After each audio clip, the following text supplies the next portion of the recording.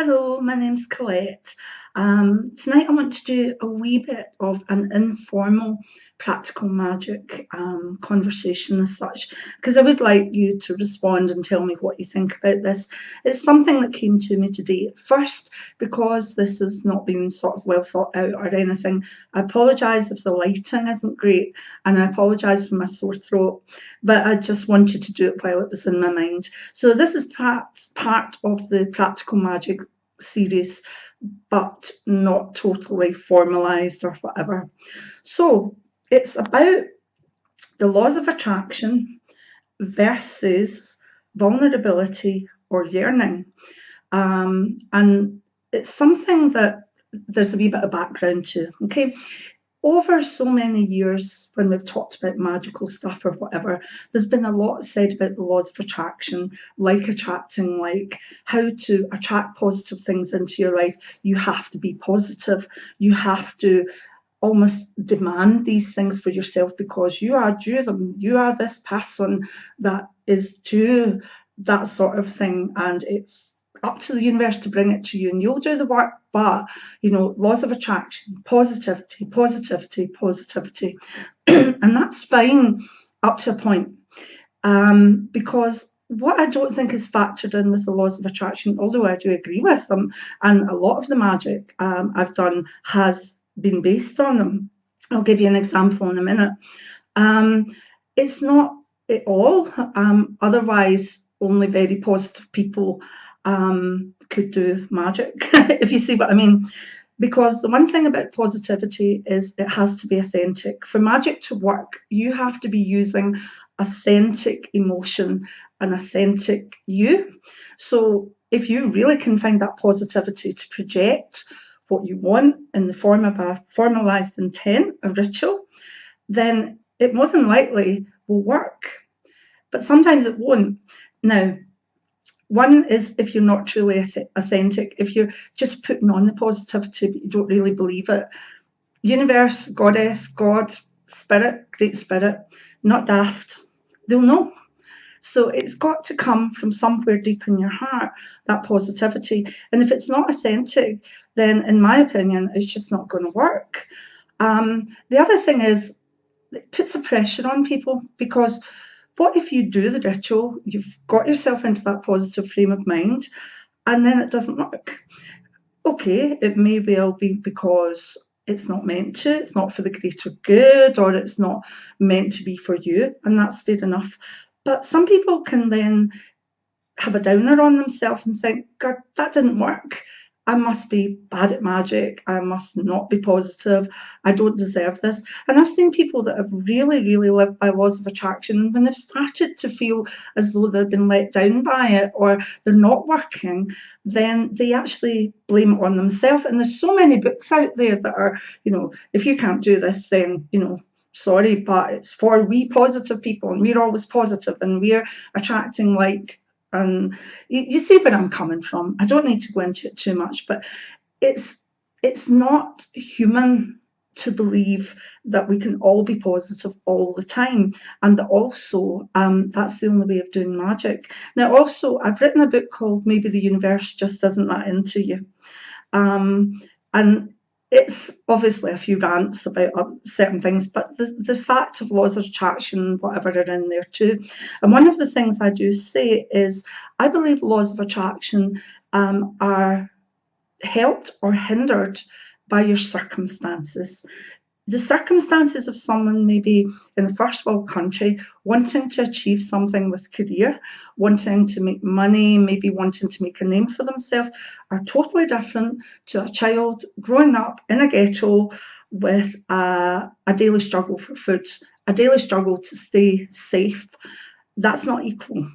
And I'm sorry, but your circumstances do affect things. Do not tell me that a woman, say in a shanty town, isn't a good magician because she obviously wasn't positive enough. Where are you meant to find the positivity from? Yeah, that's okay. There's the idea of faith. But what I'm trying to say is the laws of attraction need to be kind of equal. And if you're in difficult circumstances or bad circumstances, or you're in a place where it's daily fight to survive, the magic will be harder. And nobody should feel guilty in situations like that for not being able to move forward with positivity or positive magic. And anybody that says they are, I'd like them to maybe change places with a person like that for a week and then see if they feel so positive about positivity. So anyway, right. So if we can't access the laws of attraction with positivity, positive vibe, positive thinking all the time, how else do we do it? Because it still works. And there's other ways of doing it. And I'm going to tell you about the way I have done magic in two separate ways to explain. Now, I'm going to go with the laws of attraction one first, okay? In the run up to my 50th birthday, I've been writing my memoirs of clairvoyance. And I really wanted it published. And it was an ambition. I've done a lot in my life. I've had pharmacy career, clairvoyant career, and I've done so many things, and I'm greedy. I wanted a book published. I wanted to see if I could get my work, because I've always written. I wanted to see if I could have this book published. So I actually did a very, very strong intent linked to positivity. I had the ritual all laid out. I did it with the facet of tarot cards. And I was in a good place. I was heading for my 50th birthday, friends and family, nice life, things going well, a really good sort of what I would call platform. This is what publishers call how many people you can access right away. Writing for a weekly newspaper that was syndicated. So when I did this intent, I did it as well as I could, and I did it using the laws of attraction with that positivity and that sense of this is what I desire. And it worked. Within 10 days, I had a contract for my first book. But here's the way the magic works. It wasn't the book that I was writing. The publisher looked at that and said, no, I'm sorry, we don't do memoir type spirituality books, but you do the tarot, if you anything on a tarot. And I had been teaching a course since 1997 of my own work on the tarot, and it basically was in a course format. So I sent that to them and they said, right, make it a wee bit more rounded, put it into a book, and we want it. So I got a contract for a book, and I did get published, but it wasn't the one that I was publishing that I wanted published. However, I've now got 7 books out there, and at the moment I'm writing my memoirs. Now, 5 years on, I've gone through menopause, I've gone through my grandmother's ceremony, I've had hard things happen, I've had health issues, and the memoirs now seems right.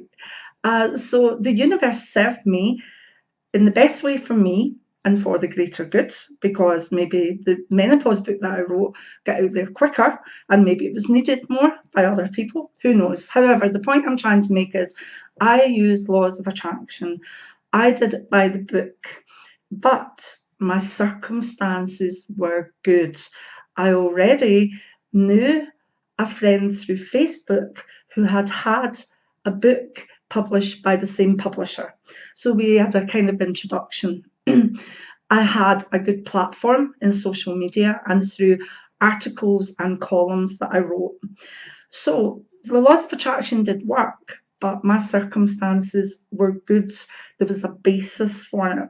Now, if a woman my age who has stories in her head, say in a shanty town in Africa, wanted to do the same thing and maybe did the same ritual, would it work? The circumstances are different. So nobody should feel bad about magic that doesn't appear to work, because the circumstances might not be right, the outcome might not be right for you or the greater good. So no guilt at all.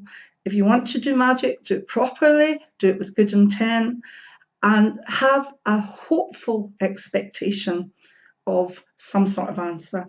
Like, I got what I wanted, I got published, but it wasn't the book that I was writing. So that's the first thing. Now, there's been other times in my life, and I'm sure everybody out there has been in places where either emotionally, things to do with family, things to do with relationship, even finances, that they are in a place where they can't see positive. They don't even know what positive is because they've tried and tried and tried, and certain things aren't working, and they've given their all to try and fix things, but it's not happening. Now, in that situation, don't think you can't do magic, because you can, but you have to utilize a different emotion. And it's not about positivity, and it's not about like attracting like. Otherwise, this wouldn't work. Right. So, what I call this is using the emotion of vulnerability or yearning. Now, the vulnerability part of it is still write up the ritual, do the intent, whether it's candle, ribbon, a sense of offering, the things that we've discussed in Practical Magic introduction video. Do all them. But I've been in a situation where I possibly didn't even know what the best outcome was in certain situations. And in those places of darkness or sheer worn out, I don't know what to do, I've used simply authenticity. And in the authentic moment, I was vulnerable. So I went to my goddess and I said, quite literally, for a big situation at one point that I could see no way through, and I really had no influence on what the answer was going to be because it was up to other people. And I went to my goddess, and in my vulnerable state, I said, I don't know what to do. I can see no way forward with this, but I trust that you're going to help me. I trust that you're going to bring this to some sort of fruition that will be the right way for myself and for the greater good. And I trust that in doing this ritual, that will happen. And then you have to be very staunch and say, and I do trust in the outcome. And even if the outcome doesn't seem too good, you have to be like, well, okay, that was the way this was meant to be. And that trust can be hard. That vulnerability can be hard. But you're going as your authentic self in those circumstances and asking for help. And in that way, you're using the power of your authenticity, the power of your vulnerability. Now, one of the situations where I really did a major ritual, went to my goddess like that, literally within a couple of months, the answer became apparent. Things just switched, reversed themselves, and almost the whole situation collapsed in itself and went back to normal. And I hadn't done anything. I just accepted every day, this is a situation I'm in, Durga will provide. So the other situation is where we're allowing ourselves to find our yearning, to feel our yearning and use yearning as part of a ritual. And I know this is a bit off the wall and people will say, how does this work? But say you knew that your soulmate was out there, or you knew that there was a love out there, and you were really yearning for it, and you'd maybe dated people that weren't right, and you just knew that this was coming, but how was it connecting? And you couldn't really be that positive about it because you didn't know what the outcome projection would be. In that situation, when you may be low, why not use your authentic yearning? Go in front of your God, goddess, your deity, universe, great spirit, and do the ritual just like you would have done for any other way. Still formulate that, still formalize that. And then say, you know what, you guys, I'm really lonely. I need that love, and it needs to be the right love because I'm done with the out there. Please help me. I'm leaving it up to you. I trust in the outcome. And even if that outcome is in a different way, that I don't feel so lonely, I trust you to bring that to me. Let it be for me and the greater good. Show your vulnerability. Cry if you have to. If that's what you feel like, cry. Show your vulnerability. And in situations where I've let my yearning go forward, again, things seem to have manifested in a very, sometimes unusual way, but I look at it and I think that was the right way, that was the answer. This has made this situation okay. So when I'm advising on magical rituals, for someone that wants to do a love spell as such, I tend to call them intents more, very similar as formularized prayers. For that sort of thing, one, I would need to make sure that there was someone out there for them, and that possibly having a wee look that they were a good person or whatever. But if this is done right, it will bring a good person towards you. It'll bring the right person. So I've encouraged people to use their sort of yearning for the right love, the good love, and to show themselves in that level to the deities. I've also used it when maybe there's a fertility issue and a woman is really, really yearning for a child. Now, sometimes it's better to use positivity, laws of attraction, visualize the baby, visualize this going forward. But some women that have maybe been trying for a while can't force that positivity. They almost can't believe in it because they've maybe had miscarriage after miscarriage. Now, in that state, I say be authentic, show your yearning, show how much you're missing that infant, missing that child, love from your life. Tell your deities, yearn, allow yourself to feel the depths of the emotion and allow yourself to do that while you're doing the ritual or the intent.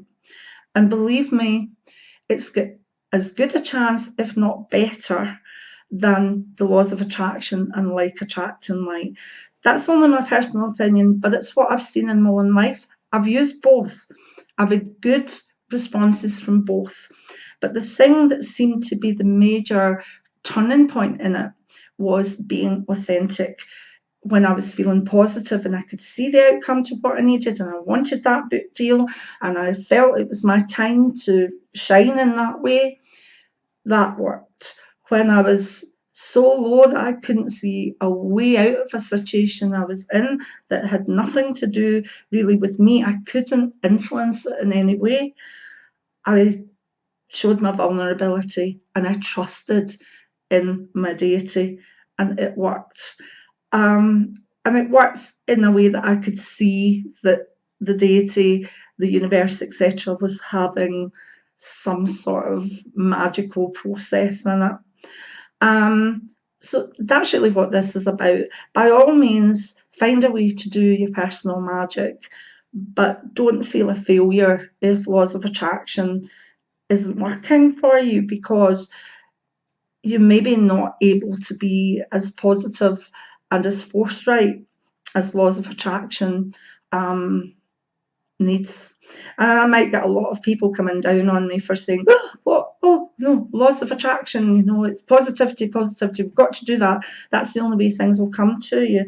Well, in my opinion, that's not correct. It is one way, but there are other ways.